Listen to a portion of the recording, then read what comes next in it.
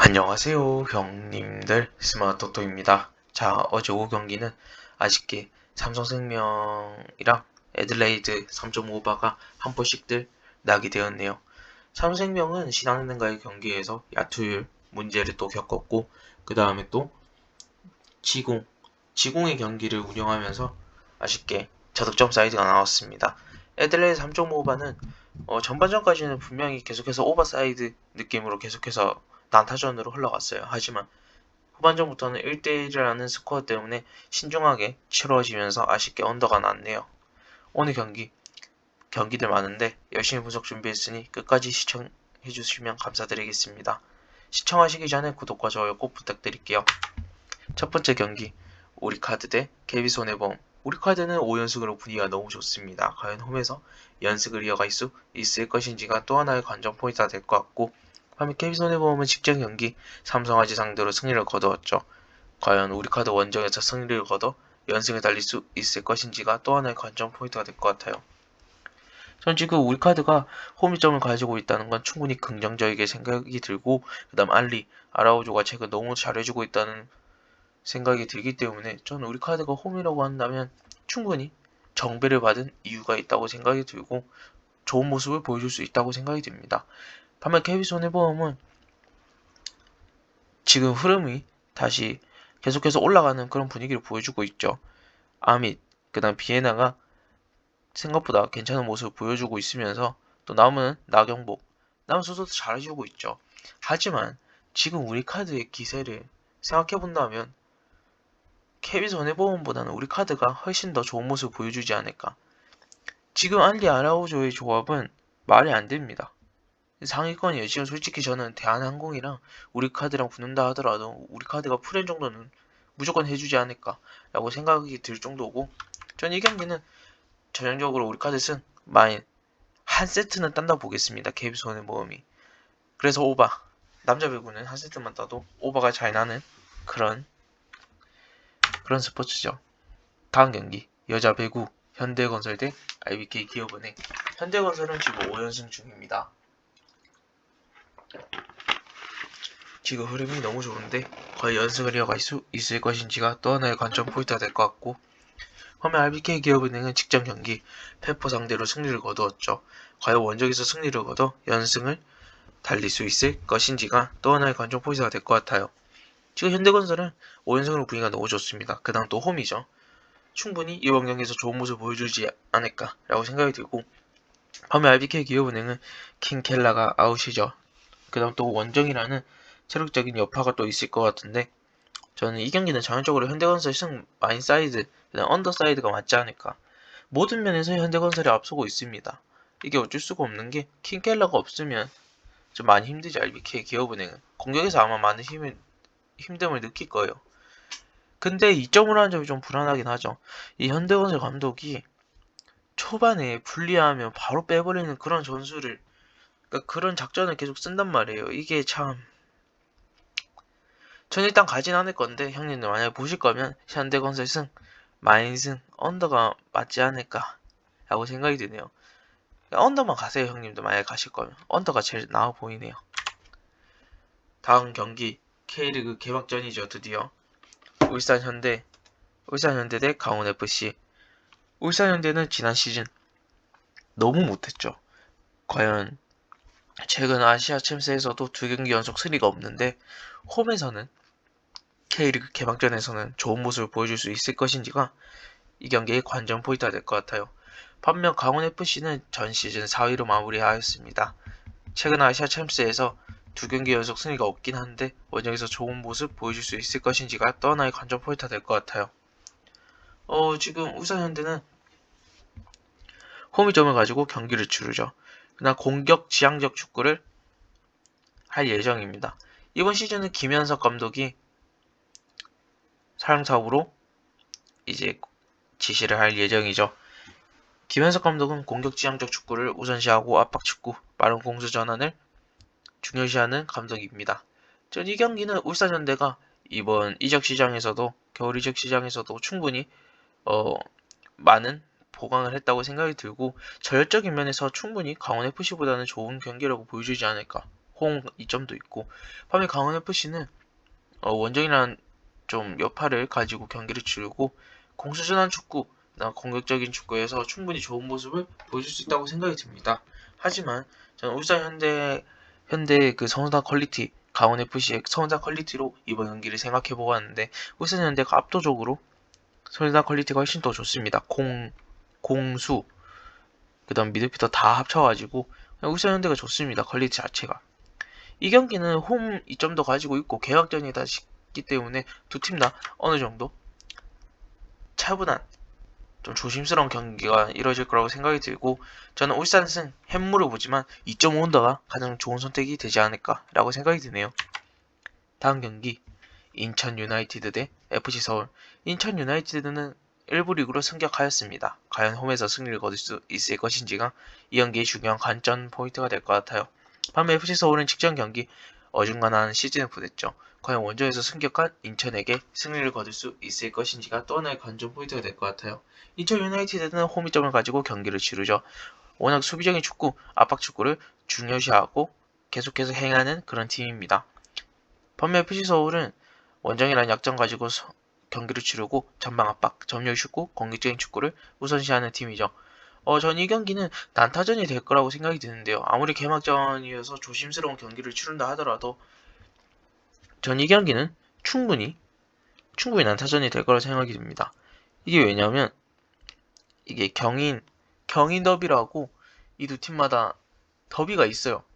이게 K리그에서 무슨 그런 더비 하는지 모르겠는데 일단 더비가 있다니까 충분히 과열될 수 있다고 생각이 들고요. 인천 유나이티드도 홈에서 승리를 거둬야 되니까 인천 유나이티드가 이거 한 골을 먼저 넣는다. 그럼 전 언더를 봅니다. 하지만 저는 이 경기는 FC 서울이 솔직히 먼저 넣고 인천 유나이티드가 한 골 더 넣는 그런 양상의 경기가 되지 않을까. 그래가지고 난타전이 될 것 같네요. 전 이 경기. 워낙 좀 뜨거울 거예요. 그러니까 초반에 안 먹히면 언더입니다. 하지만 초반에 먹힌다? 그거 무조건 오버입니다, 형님들. 그거 딱 기억하셔야 돼요. 이거는 인천 역배승 보겠습니다, 저는. 전 솔직히 언어반은 어렵고 인천이 프렌 정도는 해주지 않을까 충분히.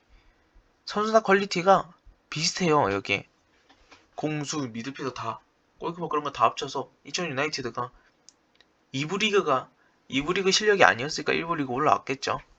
잘하고 그러니까 저는 이 경기는 인천 프렌이 가장 좋은 선택이지 않을까라고 생각이 드네요.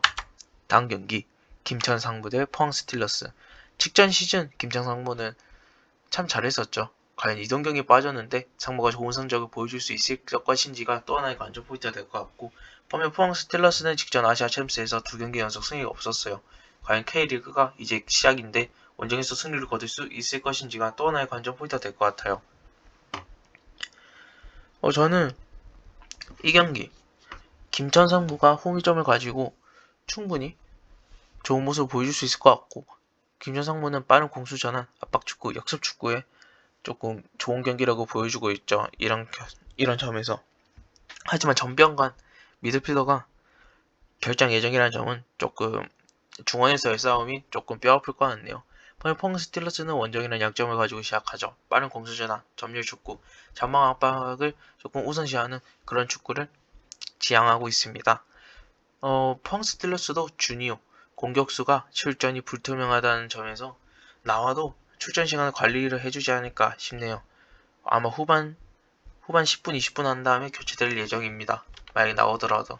이 경기는 김천 상무가 그래도 공수 밸런스로 충분히 비벼줄 만한 경기지 않을까. 좀 비빈다고 보겠습니다. 이 경기는 무승부가 지향적인 것 같고, 김천 상무가 역배라면 충분히 프렌 정도는 할 만한 경기라고 생각이 듭니다. 하지만 이 경기도 조심스러운 사이드가 예상되는 바 언더가 가장 좋아 보이지 않나. K리그는 전형적으로 언더 리그입니다. 다음 경기 2부 리그죠. 김해 FC 대 안산 그리너스. 김해는 3부 리그에서 2부 리그로 왔습니다. 과연 3부 리그에서는 잘했어요. 상위권이었습니다.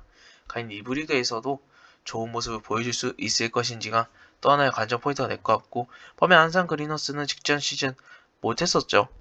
과연 이제 2부 리그에 온 김해에게도 김해에게 2부 리그의 맛을 보여줄 수 있을 것인지가 또 하나의 관전 포인트가 될 것 같은데, 지금 김해FC는 3부 리그에서 상위권이었습니다.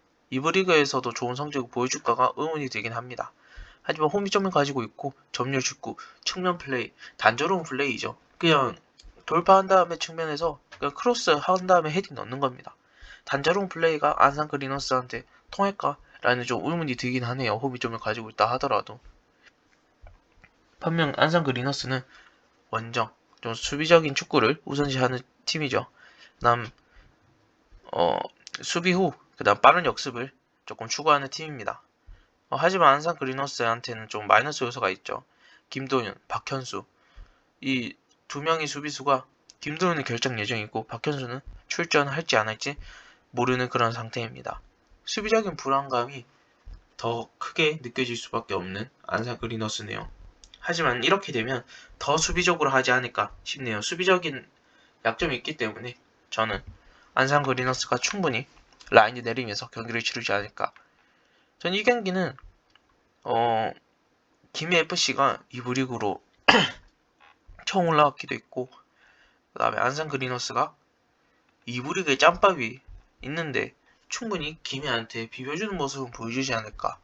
김해FC가 상위 리그 1부, 2부 리그의 선수들을 조금 영입을 했긴 했어요.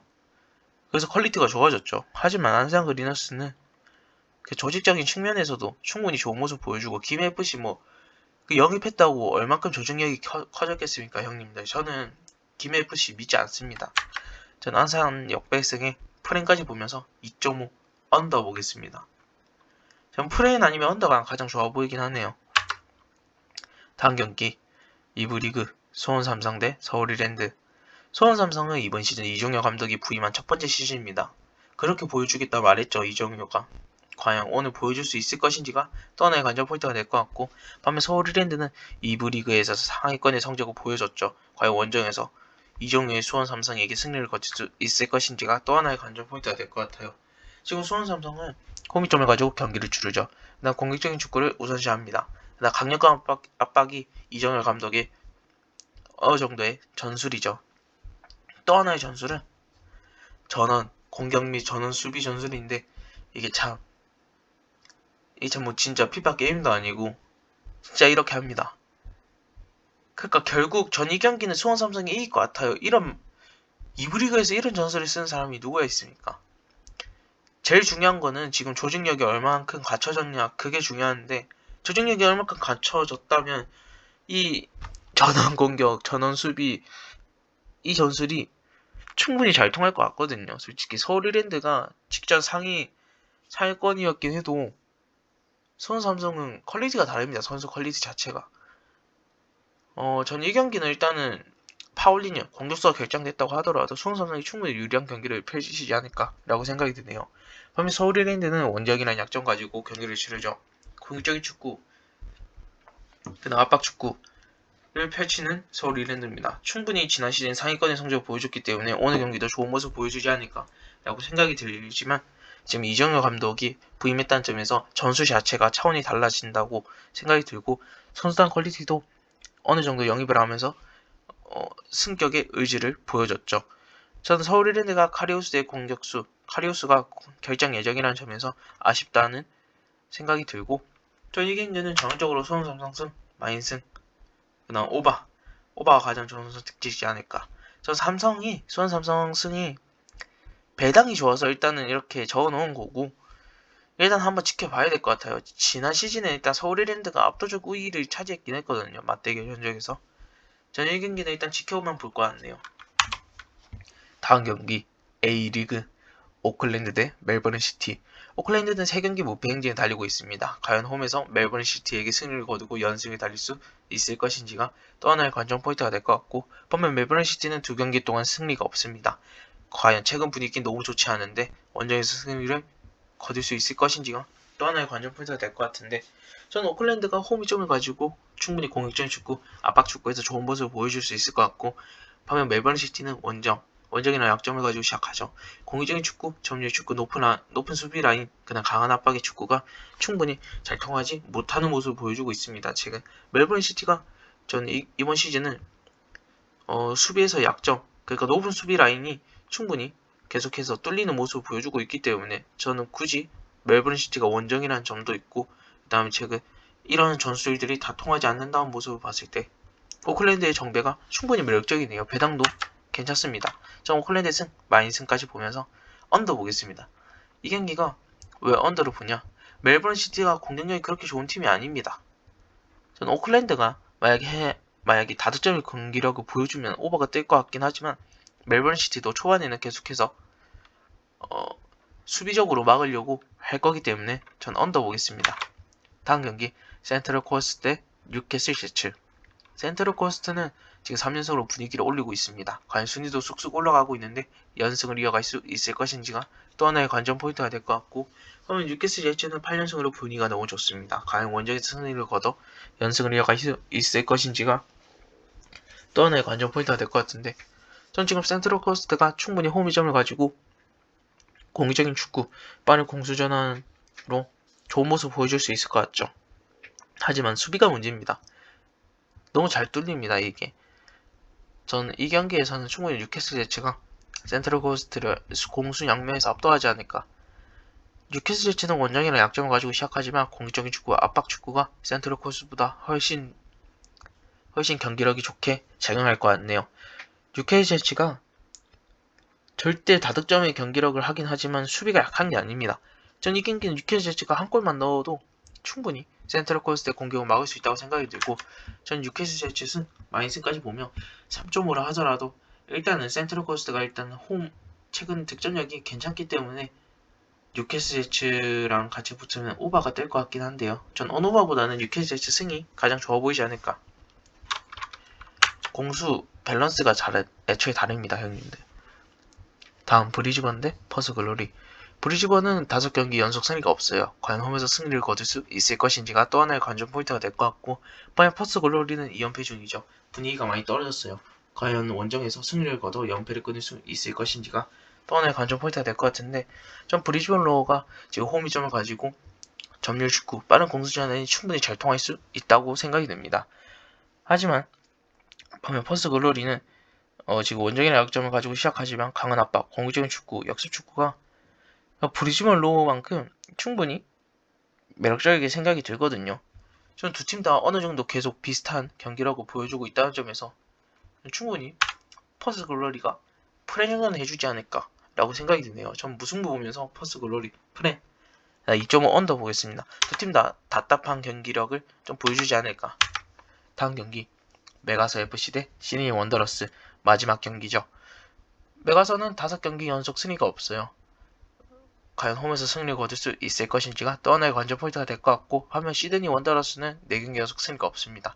과연 원정에서 승리를 거둘 수 있을 것인지가 마지막 관전 포인트가 될 것 같아요. 지금 메가서는 홈이점을 가지고 경기를 치르죠. 빠른 공수 전환, 압박 축구, 높은 수비 라인, 그다음 공격적인 축구가 전술인 감독입니다. 전술인 팀인데, 전 메가서가 충분히 홈에서 빠른 공수 전환, 특히 공격적인 축구에서 압도한다고 생각이 들고, 충분히 다득점 사이드 경기가 좀 펼쳐지지 않을까. 메가서가 홈에서만큼은 꾸준히 계속해서 다득점을 보여주고 있죠. 실점도 꾸준히 하긴 하지만 전 일단은 공격적인 면에서 메가서가 확실히 우위라고 생각이 듭니다. 반면 시드니 원더러스는 4경기 연속 승리가 없죠. 원정이랑 약점을 가지고 경기를 치르는데 지금 압박 축구, 공수 전환이 조금 계속해서 좀 불안한 모습을 보여주고 있고, 또 수비에서 가장 불안하죠. 수비가 계속 좀 너무 불안합니다, 자체가. 그래서 전 메가서 FC의 공격을 충분히 막을 수 없다고 생각이 들고, 하지만 시드니도 최근 공격이 괜찮죠. 나쁘지 않습니다. 실점을 하도 많이 해가지고 계속 져서 그렇지 공격은 나쁘지 않습니다. 전 시드니의 공격도 메가서의 높은 수비 라인을 충분히 뚫을 수 있다고 생각이 들고, 한두 번 정도는 전 이 경기는 메가서는 햄부 보지만 2.5오버가 가장 좋은 선택지지 않을까. 두 팀 다 다득점 사이드가 예상되는 바입니다. 자, 형님들, 오늘 고배당 가져오지 않았고 뉴캐슬 승입니다, 형님들. 제가 적어놓진 않았고 실수로. 그 다음 메가서 2.5바, 그 다음 우리 카드 승, 오클랜드 FC 승, 이렇게 가져왔습니다. 형님들 저랑 같이 가실 분들 계시면 같이 가시면 좋을 것 같고, 시청이 끝나셨다면 구독과 좋아요 꼭 부탁드립니다.